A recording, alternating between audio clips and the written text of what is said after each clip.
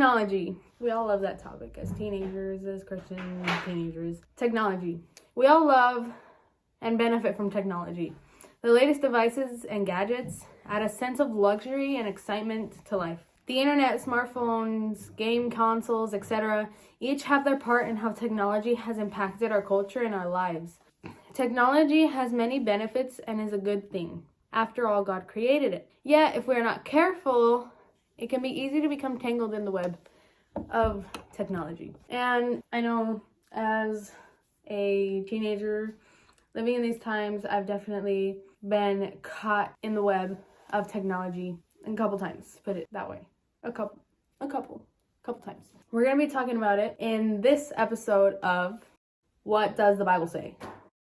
So yeah, let's get into it. I don't know about you, but I definitely spend a lot of my time around technology, whether it be on the TV, on just listening to music, which we all know is also that it goes in with the whole technology thing, and we will talk about music as well. I spend a lot of my day, I sit playing Call of Duty, of all games. You know, we all have our struggles, and technology is a big struggle of, I know, a lot of teenagers' lives. So we are going to go into it. If you want to get your Bible out, much more than welcome to. What principles can be learned about the use of technology? The first verse we're going to be looking at is Deuteronomy 6:10-12. So Deuteronomy 6:10, verses 10 through 12 says, "When the Lord your God brings you into the land he swore to your fathers, to Abraham, Isaac, and Jacob, to give you, a land with large, flourishing cities you did not build, houses filled with all kinds of good things you did not provide, wells you did not dig, and vineyards and olive groves you did not plant. Then, when you eat and are satisfied, be careful that you do not forget the Lord who brought you out of Egypt, out of the land of slavery." What these verses are trying to tell us, in a sense, is to never forget or replace God because of blessings that we may have. So this next verse is going to be Psalm 101, verses 2-4. It says, "I will be careful to lead a blameless life. When will you come to me? I will conduct the affairs of my house with a blameless heart. I will not look with approval on anything that is vile. I hate what faithless people do. I will have no part in it. The perverse of heart shall be far from me. I will have nothing to do with what is evil." And this verse is, I feel like it's very, very important, given the topic of technology. It's talking about don't jeopardize your integrity. Integrity. Let me give y'all the definition of integrity, this time for real. Popularity. The quality of being honest and having strong moral principles and moral uprightness. So listen to that carefully. Don't jeopardize your integrity because of technology. I know my integrity has been jeopardized a couple times because of technology, but that's what we're all here for, just to try to lead a better life. Everyone has sins, but it's always good to correct them, try not to do them. Try to be 100%, even though it's humanly impossible to be 100% perfect all the time. But it's the trying and staying away from those type of things, and like the shorts series that we have that Allison posted, part 3 of resisting the devil. So resisting the devil, I recommend you go watch those 3 shorts.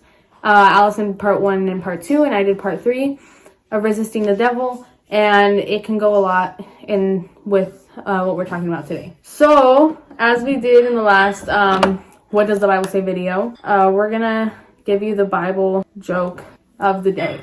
I'm also gonna try to find one that's not, how do I say this, blasphemous, because there's a lot. I don't know how people even write these.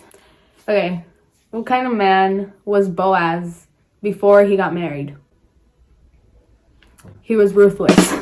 Back to what we were talking about, the important things. So our next verse is going to be in Psalm. It's Psalm 141, verse 4. Psalm 141, verse 4. It says, "Do not let my heart be drawn to what is evil, so that I take part in wicked deeds. Along with those who are evildoers, do not let me eat their delicacies." It's so important to understand the meaning of the word delicacies, because all these things, always simple things that technology offers us, they seem like delicacies. They seem like things that are just so great. But trust me, been there, done that. It's not. But what this verse is trying to tell us is don't waste your time on useless things. Just don't. Scrolling on TikTok for hours until 3 in the morning is not good for you. Yes, we've all done it, but it's just not good for you. And it's, instead of that, using that time to be reading the Bible, we're using that time to be watching movies, TikToks, Instagram, or texting. I don't know, but it's important that we all as teenagers try to use more of our time for God. And of course, I know we're never going to be perfect. It's hard for all of us to be thinking about Him and doing what is right in His eyes 24/7. But as much as we can, it's like, oh, I'm too tired to read my Bible because I was on TikTok for 3 hours. When at least 30 minutes of those 3 hours we could have been using to read the Bible. You know what I mean? So it's kind of like that. We gotta less time on useless things and more on edifying things. Maybe not just the Bible. Learn how to cook. We can all learn how to cook new things. Baking, drawing, learning how to play an instrument, just anything that edifies us in the long run, technically. So our next verse is going to be Matthew 6:21. All right, Matthew 6:21 says, "For where your treasure is, there your heart will be also." I swear I didn't read these or anything before. And this one really kind of hits, because let me read it one more time. "For where your treasure is, there your heart will be also." So it depends. What is your treasure? Is your treasure your 5,000 followers on TikTok, or is your treasure your 5 minutes of prayer with God, with the Lord, with Yahweh? Where is your treasure? Where does your treasure lie? So that's what this is trying to tell us. Keep focus and heart on the real treasure. Real treasure being salvation, just God. It hurts me to think how long I was in denial about faith and all that stuff, and Allison knows. And it's just crazy being there to being here, making a channel, trying to reach other people, telling them that I've gone through all that. I know what you mean. And it's crazy thinking how far I've come morally, per se. I hated thinking that making this channel would make people hate me, in a way of me trying to say I'm perfect and that you're the one that's wrong, because no, babe, me too, you know? And it's just, we all have faults, and I'm just trying to help you if you don't have anyone to help. I'm trying to help you grow bigger as I'm growing as well. So we're all growing. So what should we do about this? Which is a very serious thing. And let me read this little pedacito to you. "When we determine to honor the Lord with technology, endless possibilities present themselves for bringing Christ glory and expanding His kingdom. However, when we allow technology to rule our lives, sin creeps in, much time and money is wasted. Evaluate how technology impacts your life." So let's evaluate. No, I really don't know what that means though. "Is the use of technology ever a way you attempt to escape the real world?" I don't even think this is kind of like a no-brainer, I think, for everyone. Technology is a good way to be like, I don't want to deal with anything right now. I'm just gonna come, sit down, scroll on TikTok for a few hours, watch a couple YouTube videos, maybe play a game or two. And it's sad how we all do that. I will spend quite some time playing Call of Duty mobile, and I don't think it really affects me mentally, because I've always been like a strong person that violence doesn't affect my emotions. Like, yes, it's like bad, but it doesn't mentally mess me up. So That's what I meant to say. Like, yes, violence is bad, you know, violence is not the answer, but it doesn't mentally affect. I don't know if I'm explaining myself correctly. So question number 2 is, does your life revolve around the internet, gaming, social media, etc., etc.? I'm pretty sure also the answer is going to be yes for all of us. Because me personally, whenever I think everyone's life nowadays revolves around the internet, and like just me making these YouTube videos, my way of reaching people is depending on a screen. I'm recording on a phone, the same phone I was using to play games just a couple minutes ago. So a lot of our lives do revolve around the internet, gaming, social media. I myself am, I wouldn't say a gamer girl, but I do love games, and it's just a thing that I have. And social media, right now I'm kind of grounded from all of that, but yes, social media as well. Question number 3, are important areas of your life being neglected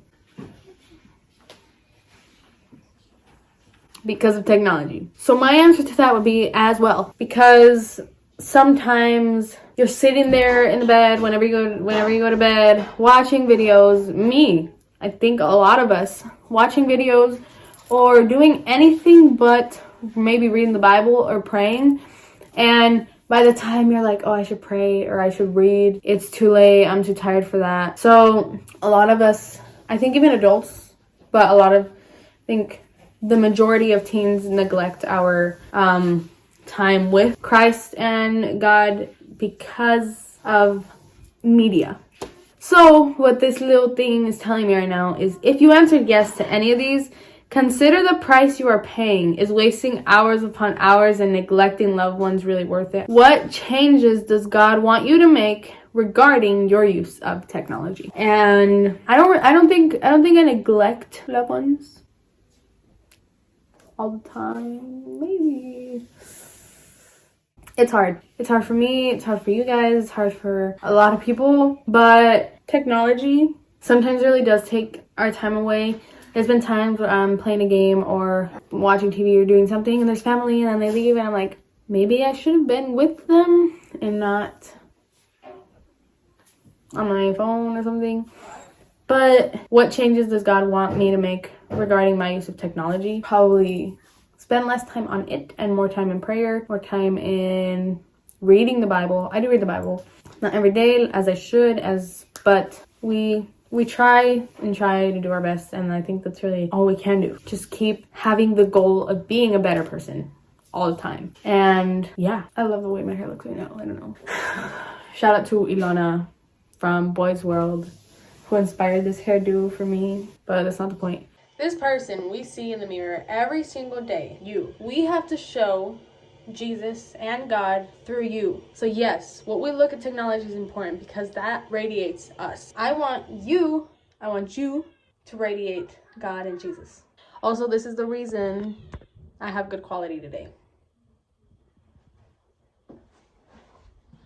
Thank you everyone so much for watching. If you watched, and if not, then you're not watching. Thank you for watching, and I really hope you have a rest of your morning, afternoon, evening, night, just the rest of an amazing life. Because yeah, I just really hope you enjoyed this, and I hope it helped with something, to know that you aren't the only one going through problems, or yeah, we're here to talk about the issues that we're all facing, so you know that you are not alone in this faith or in your troubles.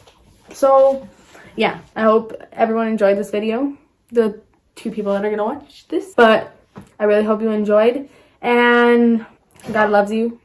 Don't forget to love him back.